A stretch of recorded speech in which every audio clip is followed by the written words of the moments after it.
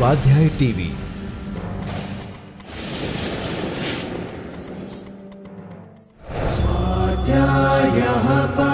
Doctor Baba Saheb Ambedkar open university.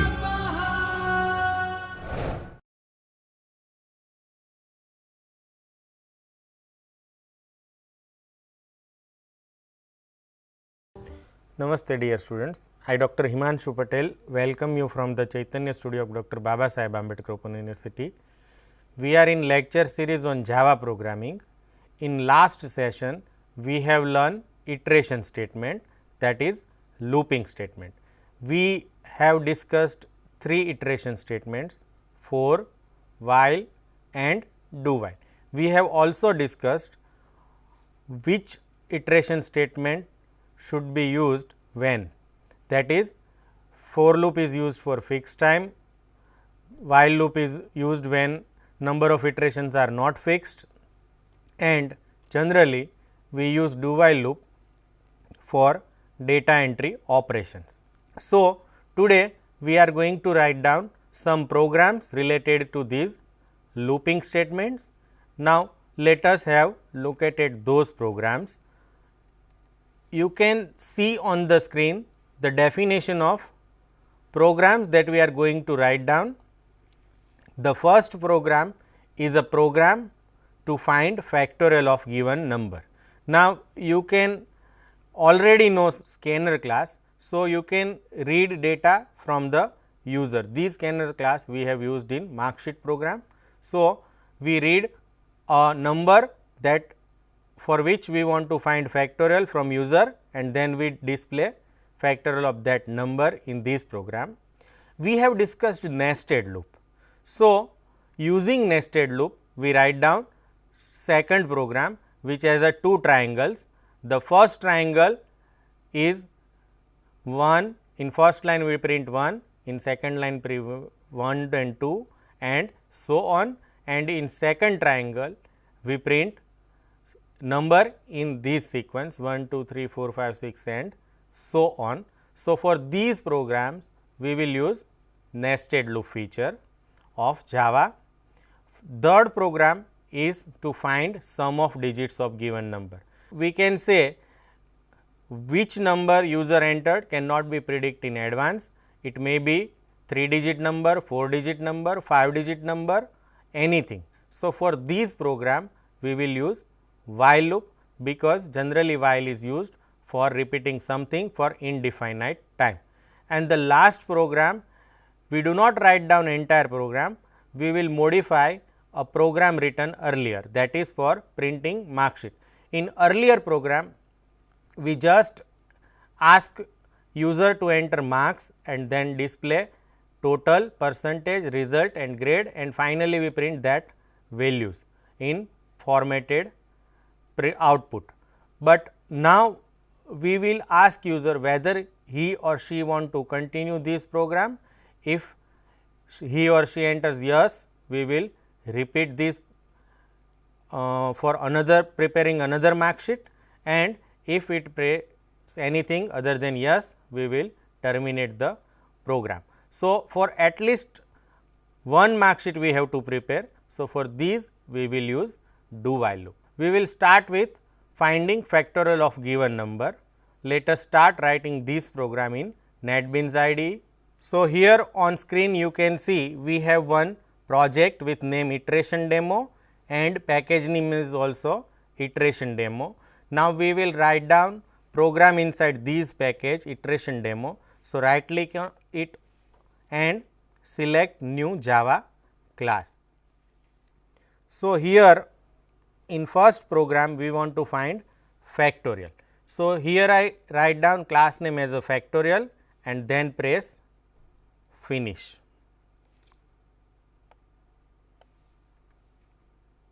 So, we remove these comments for better viewing. Now, inside these factorial we write down public method main, public static void main, and its argument is array of string.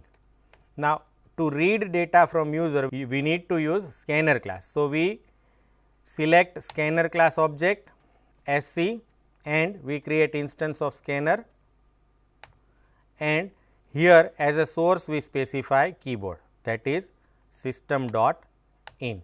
So, now our scanner class is ready. Here I declare long variable f which is equal to 1 initially and one integer variable n and I for iterating loop. Now, these three variables are used in our program. So, first we will ask user that enter number for which he want to find factorial. So, here I write down enter number to find its factorial, and whatever value entered by user we stored inside n.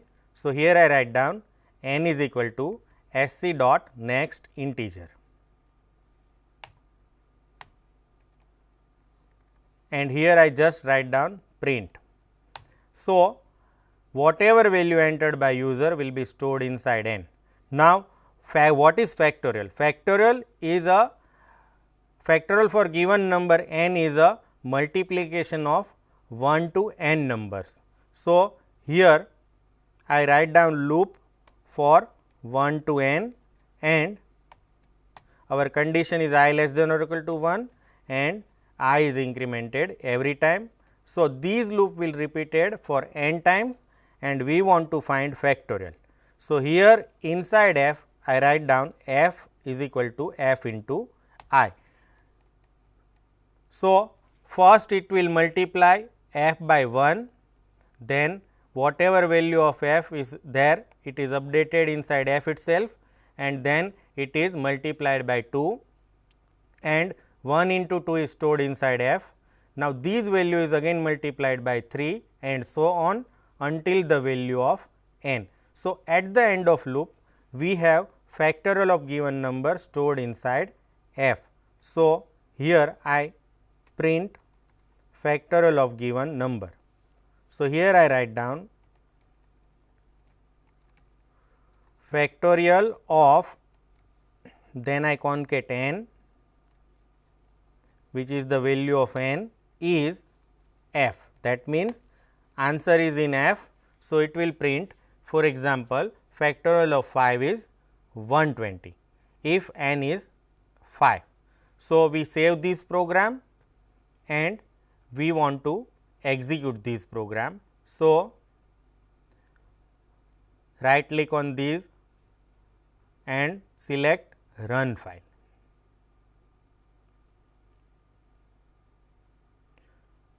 So, here on screen you can see it is asking for number to find its factorial. So, here I am entering 5 and press enter. So, you can see on the screen that factorial of 5 is 120.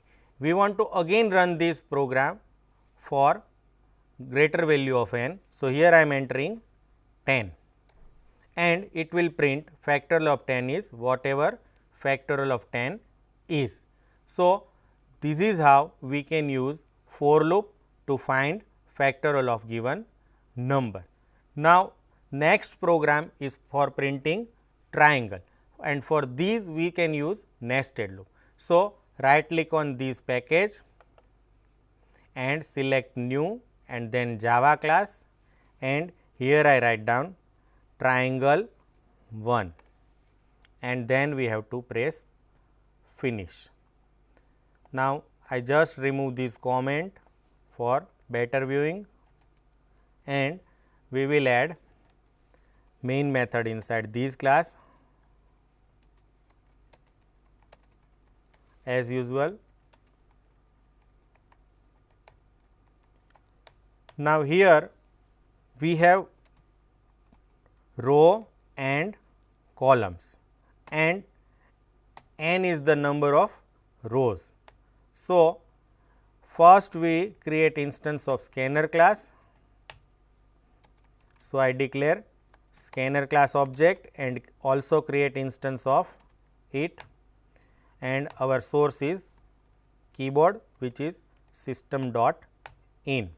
Now, we want to ask user how many rows he want to print. So, here I write down enter number of rows and in n I store value entered by user, that is sc dot next integer. So, whatever number of row entered by user is stored inside n. Now, if you remember the triangle, in first row we want to print 1 2 1, in second row we want to print 1 2, in third row we want to print 1 2 3. So, we have already discussed this logic. So, here I repeat row from 1 to n, and every time we will increment row by 1. The inner loop is for column, and column is repeated from 1 to number of rows, because into second row we want to print 2 values inside column, in row third we want to print 3 values. So, here we have repeated column from 1 to number of rows, and these 1 1 2 1 2 3 represent the value of column. So, here I write down system dot out dot print and then the value of column, and once this column is finished we want to go to next line. So, here I write down system dot out dot println. Now, we save this program, and for better understanding we will run this program. So, here right click on this and select run file. So, here I am entering 5.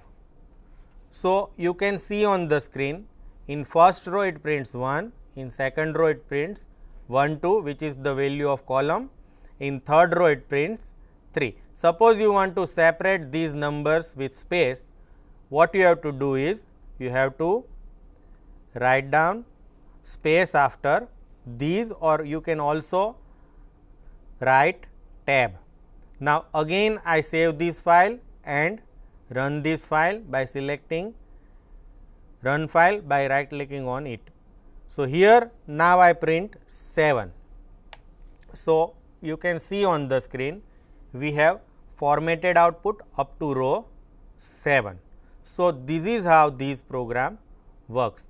For 7, this loop is repeated from 1 to 7, and this loop is repeated from 1 to number of rows, that is in first row it is repeated for 1 time, in second time when row is 2 it repeated for 2 times, when row is 3 it is repeated for 3 times. And what does it print is the value of column, which is ranging from 1 to number of row, and that is what is our output required is.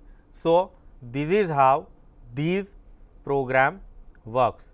Now, for second program we just copy these logic, because it is very similar to our second program or second triangle.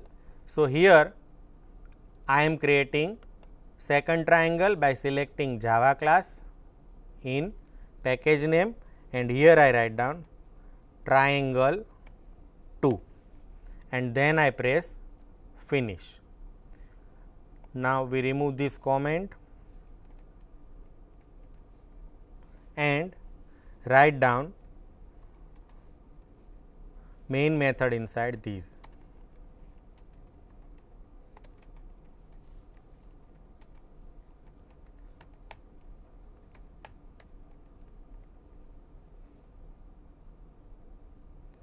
So, here the other things remain same, but only things we want to display is a value which is incremented by 1. So, here I declare one additional variable which is initially 0, and inside these column I increment sum by 1, and instead of printing value of column I just print value of sum, that is the required value is. For example, when n is 5, this loop is repeated for 5 times, and in first when row is 1, this column is repeated for 1 time.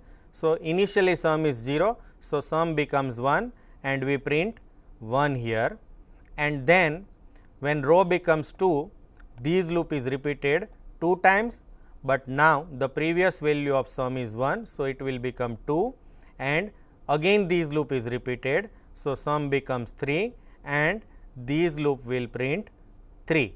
In when row is 3, this loop is repeated for 3 times, but now it will print 4, 5 and 6, and so on depending on the value of n. Now, we save this program and run this program by right clicking on it and selecting run file. So, here I entering 5. So, you can see on the screen it prints 1, 2, 3, 4, 5, 6 and so on. Now, again we want to test this program for another value of n. So, here I am entering 7. So, you can see on the screen this loop works fine as we enter different values of rows. So, this is how we write down these 3 programs. The fourth program is for finding sum of digits of given number. So, here I start a new class by right clicking on this, and our class name is sum of digit, and then we press finish. Now, we remove this comment. We will add main method inside this,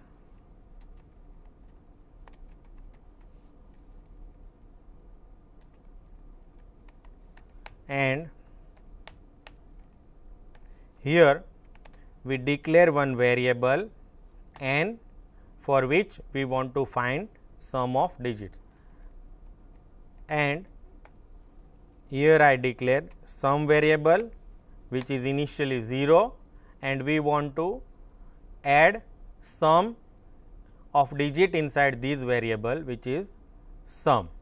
Now, we want to explain or we want to understand how these works. For example, assume that n is 1, 2, 3, 4, 5. Now, we want to separate these 5, then 4, then 3, then 2 and then 1. Initially, this is a whole number which is 12,345. Now, I write down here n is equal to n modulo 10. Now, we know that it prints or it gives remainder after dividing n by 10. So, in this case it is a 5 when n is 1, 2, 3, 4, 5 or 12,345. Next, I add this value to sum. So, I will write down sum is equal to sum plus n. So, in this case sum becomes 5. Then I divide this number by 10. So, when you divide some integer by another integer, the fraction part is terminated, that we have already discussed. So, now n becomes 1, 2, 3, 4, 5. So, in next case we get remainder 4 and sum becomes 5 plus 4 which is 9, and next time this becomes 1, 2, 3 because it is divided by 3. Now, we get 3, we add these two sum. So, it becomes 12, next time it becomes 12. So, we get 2, here it becomes 14 and n becomes 1, next time it returns 1 and sum becomes 15 and n becomes 0. Now, there is no need to repeat this procedure. So, we want to repeat these for until n becomes 0, but we do not know when n becomes 0. So, here we use while loop. So, first we create one scanner object and create instance of scanner object, and as a source we write down system dot in. Next we ask user to enter value of n. So, here I write down enter number to find sum of digits, and I write down n is equal to sc dot next integer. So, it read one integer value and store inside n. Now, we want to repeat something until n is greater than 0. So, here we write down these three statements. First we write down n is equal, or for better understanding we can write down r here, and you have to consider here r, because otherwise n will reduce to 5. So, here we have to take r instead of n. So, that is the mistake, and here instead of n we have to use r. Other values remain same, but value of n is not updated, but stored inside r, and n is only reduced to 10th when this last statement is executed. So, here I write down r is equal to n modulo 10, and then sum is equal to sum plus r, and finally we divide n is equal to n by 10 and update value of n itself. So, once this loop is finished, we have sum of digits inside these sum variable. So, here I write down sum of digits is, and then we want to display value of sum. Now, we save this file and run this file for. Now, here I entering 1, 2, 3, 4, 5. So, as discussed earlier, sum of digit is 15. Now, again I run this program for different value of n. So, here I write down 4, 5, 3, 5, 6, 7. So, you can see 4 plus 5 9, 9 plus 3 12, 12 plus 5 17, 17 plus 6 23, and 23 plus 7 30. So, it correctly print the value of sum of digits. Again we test these value for 9999. So, output should be sum of digit is 36. So, that you can see on screen. You can also check value of n for negativity, but this is left as an exercise. So, that program does not accept negative value, that you can write down inside these source before executing this while loop. So, this is how we can use while loop for repeating something for undefinite, or when number of iterations are not fixed. The last program is a program that we want, that we have already write down earlier, but we want to add do while loop for repeating these program output. So, first we open that earlier program and we will add do while loop. So, here is our program that we have already write down, which is a mark sheet. Now, these we have already discussed. These program runs only for once, and then you have to rerun this program. So, what I do is, here I declare one variable character ch that we will ask user to enter yes or no, and we want to repeat these program from these. So, here I write down do, and once output is printed, these do will finish, and then I write down while. But what is while condition is ch is equal to yes, which is y, or ch is equal to capital Y. So, for value of ch, y small or capital, these loop will be repeated, and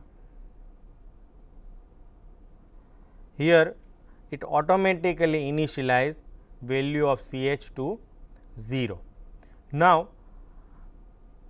once this loop is finished, ask user to whether he want to continue. If he presses y or capital Y, then here we write down sc dot next line, because last enter we need to consume, otherwise enter will be considered as a ch, last enter which is for last input we press enter. So, that will be consumed by writing sc dot next line, and we will ask fresh user for single character, and if it is y we will continue this loop.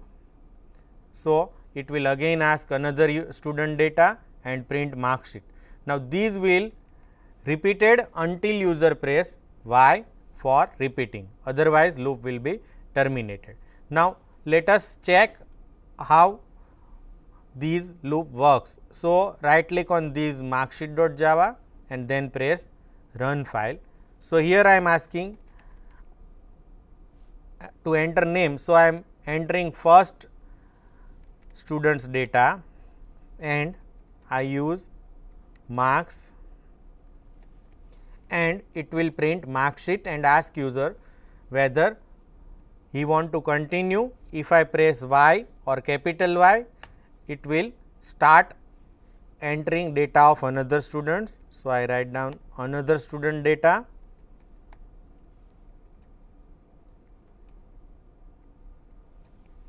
so again it print mark sheet. Now, this process is repeated until we press anything other than y. So, here I am pressing n. So, now our program is terminated. So, today's session we have discussed demonstration of 3 programs. One is for finding factorial, another is for printing triangles, and last program we write down is about repeating data entry for student mark sheet.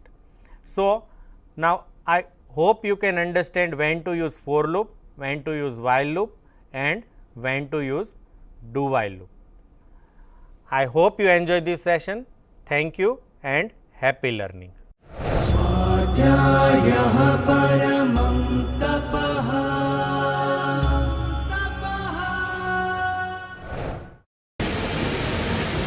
स्वाध्याय TV